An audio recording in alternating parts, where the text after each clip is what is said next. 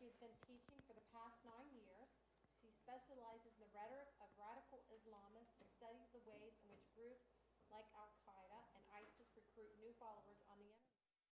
She also studies MMORPG, especially the social networks formed between players. In her spare time, she examines the various forms of catmins in virtual spaces and plays and watches hockey. So I want to welcome her, and this is a very interesting talk because ISIS is a big concern for our countries at this time. So thank you very much. Thank you.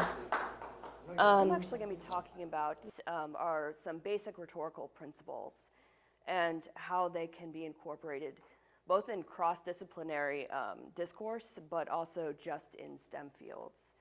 It seems like there's a lack of awareness as to why they're important and how they kind of implicitly affect everything that we do, including publications and especially teaching. That's a huge part of teaching. And I'm out at the Polytechnic campus, as you can see, so most of my students are engineers. I have a few applied biology students and quite a few air traffic control and pro-flight students. So some of what you were talking about there, start of yours, I definitely have heard that from my students too. So almost all of them are non-majors. I have one oddball who's an education major, and that's pretty much it. Yeah, she feels a little lonely in my classes, especially since Polytechnic is 75% male and 25% female. Yeah. So the basic definition of rhetoric, when we hear it in the popular sphere, it's mostly defined as empty words. So if we're looking at news programs, especially those about politics, you'll hear them refer to rhetoric a lot. So what it is in the technical sense is pretty much just a means of persuasion. So how is it that we convince somebody to either change mindset or to actually go out and do something? So what we're going to be talking about here and what it's based on in general is Aristotelian rhetoric. And again, this was back in the classical period based on Greek rhetoric, and what he came up with was the rhetorical triangle. And this is something we use in basic composition classes, also in business writing classes, and in some of the higher level rhetoric classes as well. So if you're in the humanities, you hear a lot about this. But the rhetorical triangle is made up of ethos, pathos, and logos. And that's what we're going to be talking about a little bit more in specific as well. What a lot of teachers forget is kairos. And that's kind of the fourth element of this, which is the timeliness of something. So what rhetoric is actually interdisciplinary at its core. Because again, it's used implicitly in a lot of different areas, but it's also taught in communication school and a lot of social sciences. We also see it in teaching as well. So a lot of pedagogical classes talk about this. And in communications, they talk about it with mass communication and with interpersonal communication. And we also see it a lot in marketing classes too. So how is it that you can go out and persuade somebody to buy a product? And journalism as well, and in entrepreneurship, which is very closely tied to marketing. It's also audience dependent. And it's not just about the makeup of the audience, so most of you guys are not from the English department or from the humanities. So I would not give this presentation at a rhetoric conference. If I did, they would look at me like I was, insane, because these are things I already know. But for you guys, these are the things that are probably going to be important.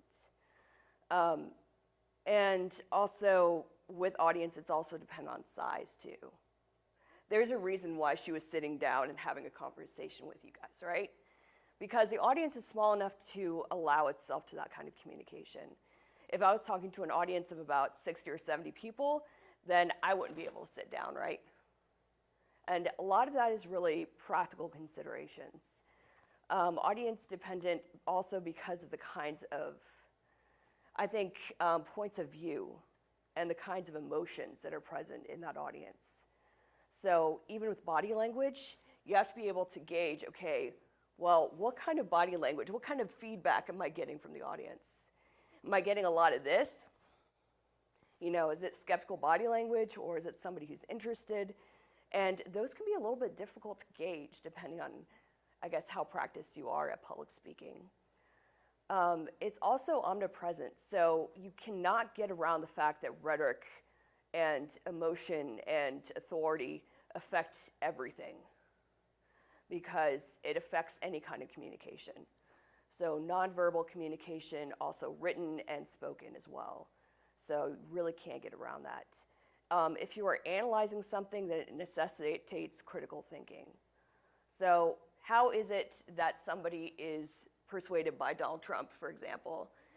Or why is it that advertisements work on you? And you know, why is it that something is persuading you to either give money or to go and buy something?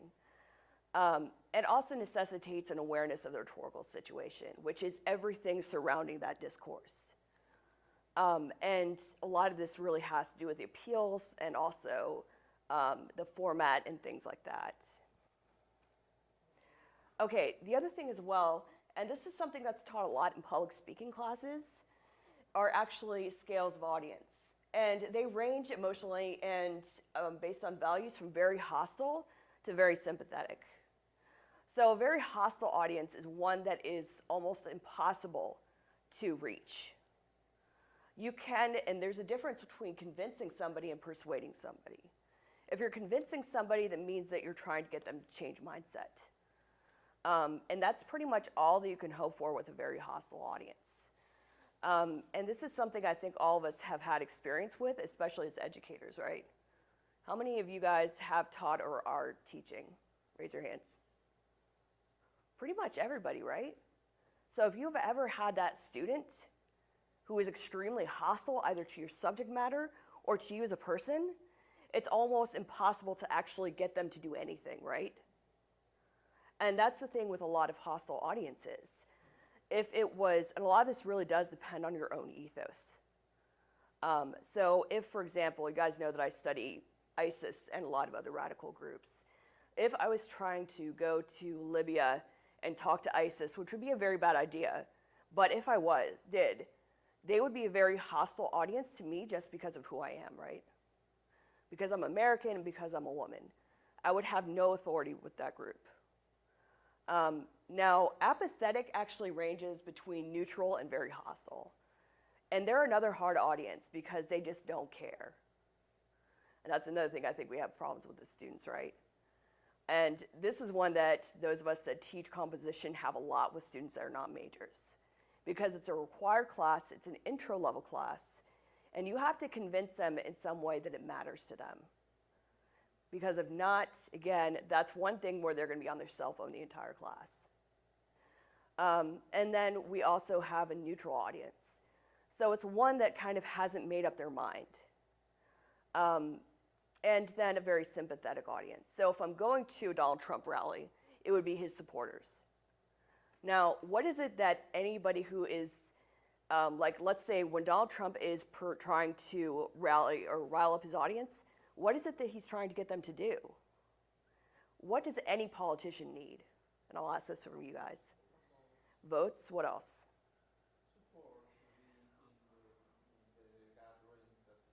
Right. So people to go out and campaign on their behalf, right? What else? One more thing. Right? So money, votes, and people to go out and campaign. The only difference is he's putting his own money. He's getting donations, though. He has 2 donate buttons on his website. So that's kind of what is, that's what you're doing with a very sympathetic audience, is trying to get them to go out and act. And that is what persuasion is all about, is that move to action. Now, pathos and ethos for this, emotion, is really good at riling people up. On the other side, with a hostile audience, you have to find some sort of common ground with them. So for you guys, you're not in my field, but I can appeal to you based on the fact that most of you are educators. So that's our common ground. And if you're not an educator, then you're a researcher. So that's what we're doing with those hostile audiences. If I am also, for example, a pro-choice person I'm going to speak with at a pro-life rally, that's going to be a hostile audience. So I would have to find some kind of common value with them. And this, for you guys, is going to be important if you are speaking at an interdisciplinary conference. You might have a hostile audience that believes that the way that you study things isn't systematic, or it doesn't take into account the importance of people or the human factor, or if, for example, they decide that they don't agree with your methodologies. As academics, I think we tend to be more sympathetic to other fields, but you can also get a skeptical audience as well. So you have to gauge, okay, well, how is it that I can actually persuade them that my point of view has merit? Okay, logic, again, is another one where you have to use that because emotion is not going to work on this audience. It's just going to make them even more hostile. Okay, so ethos. Ethos is all about credibility and credibility of the author or the speaker. If you were looking at a piece of text, for example, if you're an academic, you're more likely to look for other academic texts, right?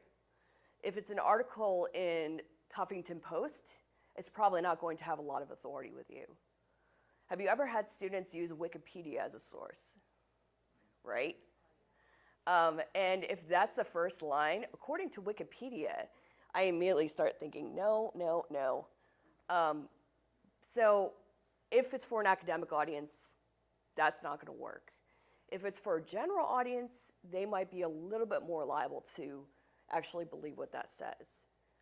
On the other hand, if I'm using Wikipedia, I'm doing a project right now in Libya, and surprisingly enough, Wikipedia has been the best source for keeping up with current news there. Why? I have no idea. I think it's because people in that area and people that are interested in what are going on are the ones that are editing it. So if you look at the talk page, you're seeing a lot of very rapid changes. If I'm looking at governmental sites about Libya, the last time that they were updated was in 2012. So they're completely useless to me. So if I was going to use Wikipedia in an academic article, I could, but I would have to account for why I'm using it. And it's the same thing if we're using older sources, right? If you're in computer software, what's the oldest source that you would use? I'm going to point at you. 2009, right? But if we're talking about computer program and I'm using something from 2000, it's probably going to be useless, right? Yeah, some of the fundamental principles I think are the same. Yeah. You would definitely have to take into account the age of it though, right? We're talking about that source from 1980. You had to say, okay, well, yes, this has been around for a while and that's why I'm using it. But in the sciences, you do have to take into account those older sources because technology changes so rapidly. For me, since I study counterterrorism as well, would I be able to use anything pre-2001? No. Not really, because all of the protocols for security and how we encounter terrorism have changed. Now, for Ethos, it also has to have you as a speaker and audience member or as an author have to have that appearance of openness and honesty. So your audience has to believe that you have their best interests at heart. If they don't, if they believe that you're shady or if they believe that you haven't done your research, you haven't done your due diligence, they're less likely to believe you. This has been the real problem with Hillary Clinton as well. Because of the Benghazi thing in the emails is that she has the appearance that she's trying to hide something. And that has definitely not worked in her favor. Now, ethos can be damaged or it can be repaired as well. If you've ever had those students that constantly show up to class late, who turn in work late, who have those Wikipedia citations, their ethos over time, it becomes more and more damaged. And that will affect the kinds of grades that you give them. Because you won't have that extra leeway to say, okay, well, you know, if this is on the border between a B plus and a C plus, or B plus and a B, you're probably more likely to give them that B. If you're a researcher and you show up in the middle of a panel as a speaker, then that's going to harm your ethos, right? Now, again, it can be repaired, and a lot of that has to be taking into account that past behavior. It also does depend on a lot of nonverbal communication, even dress, for example. Academics are a little bit strange. If you've gone to a conference like this one, you will see people showing up in jeans and a tailored shirt, right? You will also see people in suits. But if we're talking to industry, heads of industry, do you think that would happen? I mean, if you're talking to folks at Google, then maybe, because they're more informal. But if we're talking to, counterterrorism experts in the government, I would be wearing a suit. I even had a conversation with my sister about whether open-toed shoes were allowable in industry meetings. And she's a consultant, and she said absolutely not. No open-toed shoes. And I made that argument. I was like, no, that's fine. And she's like, no, you don't know what you're talking about anyway. You're an academic and you're a hippie. And that tends to be a problem for humanists too. If you're coming from the scientists, it's like, oh, well, those humanities people don't know what they're talking. They're all hippies, right? So all of those kinds of elements can definitely affect your own ethos, how it is that you're presenting yourself to somebody else. Even the kinds of language that you use. So if it's highly technical language versus more casual. Again, it's the same kind of thing when you're presenting to a group that is interdisciplinary. What kinds of terms are you going to use? How in-depth are you going to get in a discussion of something? Now, it does allow itself to, it does lend itself to ad hominem attacks. And again, this is another one that's very common in politics. Not too long ago, somebody made a reference to the size of Donald Trump's hands, for example. And you're thinking, what does that have to do with the rest of his politics? There's also been a lot of reference to Hillary Clinton's suits. It's like, she doesn't know what yeah, those suits are awful, all right? So those kinds of attacks really go towards a person's character and not what it is that they believe. And again, this can work towards the speaker or the audience member as well. And at one point, last year for Halloween, I showed up in pajamas to teach class. And when I was walking around campus, somebody asked me, he was like, oh, is that for your dorm room? And I'm thinking, you're sweet, right? And speaking of hockey as well, I knocked out the 2 front teeth during a game. So I had this discussion with my colleagues and with some of my students. I was like, would that enhance my ethos? I mean, would that really, would that be part of my credibility? And the response was only if it was from a fight, right? So it can be certain kinds of authority. It doesn't just have to be about using sources. But when we are talking about academic writing, it does have to do with a lot of that. So what kinds of research are you using? If you're using a lot of studies, are they studies that are recognized as being authoritative? Are these sources that have been cited a lot and things like that? And also surface issues as well. So grammatical mistakes, even typos and things like that, especially when you're giving a presentation, because the bigger it is, the worse it looks, right? Okay, so logos, this is where you guys live for the most part. And this is all about using logic and reasoning. And it can result in a lot of logical fallacies, and I've got a list of them up here. Hasty generalizations are what I see in most of my students. And if you have ever traveled abroad, you get a lot of those. And as soon as I hear something like, oh, all Americans, I immediately shut down. And that tends to happen with hasty generalizations. If you are that one audience member that is not included in that, then it is immediately offensive. Such as, all Americans have guns, right? Well, I live in Arizona, so maybe. Straw man is another one where they're attacking the weakest part of an argument. Either or choices are another one, and you see those a lot in commercials as well. So either you can have insurance or you can waste a lot of money. And they are useful in addressing a hostile audience. So you have to build that evidence instead of using emotion. So at what point does the evidence get so, I guess, let's just say that it cannot be disputed. At what point does your hostile audience, or do you reach out with a hostile audience? And then you might be able to convince them that your point of view has merit. Now, we can see a lot of this charts, expert testimony, studies, and things like that. Those all have to do with logic. But it can be affected by design elements too, especially when you get to charts and you can't actually read the numbers, right? So if the chart itself is uninterpretable, then it serves no purpose. The other question I actually have for you guys is, can facts lie? Yes. They can definitely lie, especially if they're misinterpreted.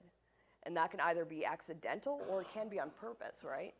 And it depends on what point you're trying to make and how ethical you would like to be, right? All right, so pathos is often ignored by a lot of STEM fields, and it's a use of emotion.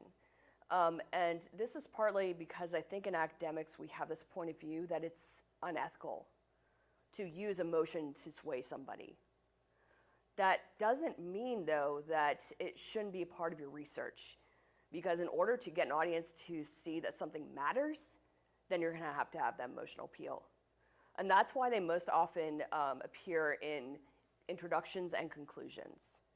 Introductions to get that hook in your audience, and then conclusions to really say, okay, well, why is this important? And for an interdisciplinary audience, again, you have to convince them that your point of view and the research you're doing has merit. And without that emotional appeal, it's very difficult to establish that. Now, on here are some of the ways that they can be implemented. So literary devices, nonverbal communication, including pauses.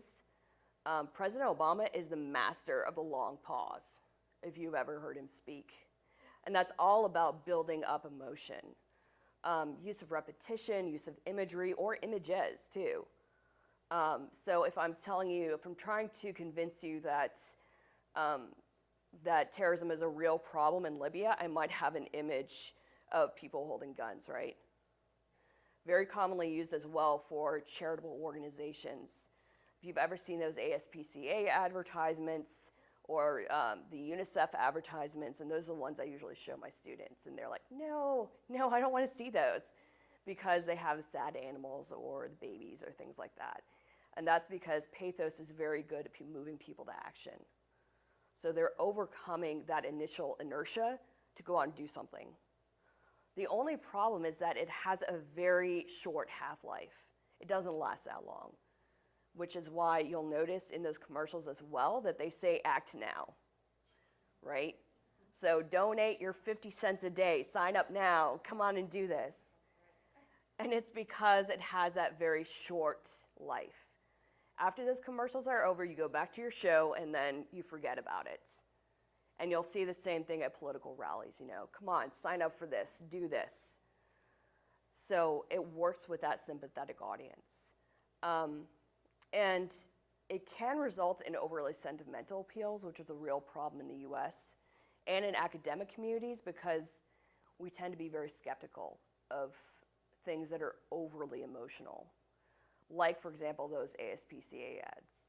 You think, oh, cute animals, what am I going to do? And then you're thinking, okay, this is so obvious. Do I really, is this really a thing? Should I really donate? Because we've seen these kinds of ads all over the place. And it is also very problematic when it's not timely, or if it isn't in fitting with the subject matter. So if you are, for example, you have your presentation and you are talking about cybersecurity, and in the middle of it you have the cat meme, probably not a good idea, right? And it is definitely ineffective for those hostile or skeptical audiences, unless you have an ethos that makes it okay. So I'm joking around with you guys, and you can kind of see that my personality lends itself well to this kind of humor. But if you're a very kind of dour speaker, or if very serious business, then you don't want to use jokes a lot, because it's not going to fit with your own character. It can turn a sympathetic audience into someone that's more hostile or that's more skeptical, though. And this has to do with actually kairos. And kairos is all about the timeliness of something. And this means both the timeliness of the research or the timeliness of whatever anecdote you're talking about, and what the rhetorical situation is. For example, I was an undergraduate when this happened, but the September 11th tax, we had a speaker that was supposed to come in September 12th to give a presentation on the Al Gore and George W. Bush election. Do you still think that she gave that presentation? No, because it was a very divisive election, and it would not have been timely. On the other hand, I was working as a teaching assistant for somebody teaching a class in public speaking, and she somehow managed to turn a very sympathetic cohort of teaching assistants into a very hostile cohort of teaching assistants. She had a Monday mass lecture that was originally supposed to have 140 students in it, and by the end of the semester, it had 4. Our administrator actually took all of us in, all the teaching assistants, and asked us, is this class salvageable a couple weeks before the semester ended? That never happens. At that point, what do you do with the students, right? Here's your money back. I'm sorry you wasted a semester. And that was a lot of that had to do with kairos, because the examples that she was using did not connect with her audience. She at one point referenced the Challenger explosion. I was 6 when that happened, and these kids were at least 5 or 6 years younger than me. I now reference September 11th, and my students were 5 years or younger. So if you don't have that sense of timeliness, if you don't use kairos, then you're going to lose that audience because they think that they cannot connect with you. And when we're talking about STEM fields, and I mentioned this before, this has to do with the timeliness of the research as well. And that definitely affects you guys more than it does the humanities. Now, the question that we have had as research, but also as teachers, and this is becoming more and more important, is whether or not we should discuss contemporary events, bring them into the classroom or into a meeting, or if we should ignore them. So, should we discuss current political events, for example? Can we discuss controversial events? And especially at the University of Houston recently, they came out with a statement because now they're allowing concealed carry permits on all their campuses. And they're advising their teachers to stay away from discussing controversial events as a measure of safety. And they're also saying, really assess that nonverbal communication. If you think a student is hostile, then you might want to alert, campus security. So that's the question for us. Should we actually talk about things that are timely, or should we not? How do we bring them into our own research? And for you guys, this kind of rhetorical appeals and interdisciplinary communication, again, you have to convince your audience that are not experts why your research matters. So what is it that's important for them? What is the takeaway point? Hopefully I've convinced you guys that it's important. But at the same time, even if you are an expert in chemistry, for example, and you have a group of rhetoricians, you have to think, okay, well, how does this really apply to your audience? Why, should we do something based on my research here? We're talking about cybersecurity. Should we change the protocols based on this? Should we change the way that we understand it? Should we change the way that we actually write our own research? And then, again, what kind of language are we going to use for this situation? Because if you are doing something very technical, how do you get an audience of non-experts to believe in something? And then also creating a balance between the kinds of languages that you use, the formality, and the kinds of information as well. So you don't want the audience to think that you're talking down to them. I don't want you guys to think that you're like my students, because my students are all 18 and, never mind, I won't say it, but they're all 18. And so I don't want you guys to think that you are like 18-year-olds. So do you talk to them or do you talk down to them? Do you have that kind of dialogue or do you not? And that's kind of what you're talking about with online learning. You have to have some kind of dialogue some kind of mutual understanding. And then also, again, improving connection between fields. And, you know, as somebody who studies terrorism and rhetoric, this is something I have to do for industry experts. So if I'm talking to somebody at the Department of Defense, why is rhetoric important? You know, how does it affect their, I guess, understanding of terrorism and radicalization? For you guys, how does rhetoric affect, you know, your own research? And then, can we expose problematic assumptions? And those assumptions are also field dependent, right? The way that you present information, also even the conventions of presentation and social conventions as well. Because depending on where you are, there are certain different social conventions. So, you know, and this is the example I always give to other academics. How appropriate is it to come and stand right next to somebody, right? Probably not, at least not in the US. But if I'm in Paris and I'm on public transportation, totally acceptable. And, you know, we think the same thing. What is etiquette in a certain situation? What is etiquette at an academic conference? Is it different from etiquette in a private industry? And if you don't know the etiquette, then you're going to be in trouble, right? So you have to know all of those unspoken things. And that requires a lot of research on your part. And then, again, these kinds of problematic assumptions. So do you think now that all humanists are hippies? Hopefully not, right? And at the same time, I don't make assumptions about STEM fields, right? You guys are nerds, so yeah. You guys, you know, you're not hip. You're not with it, right? So those kinds of assumptions, I think, can be, I guess, dismissed if you are doing this kind of interdisciplinary talk. All right, that is it. Thank you.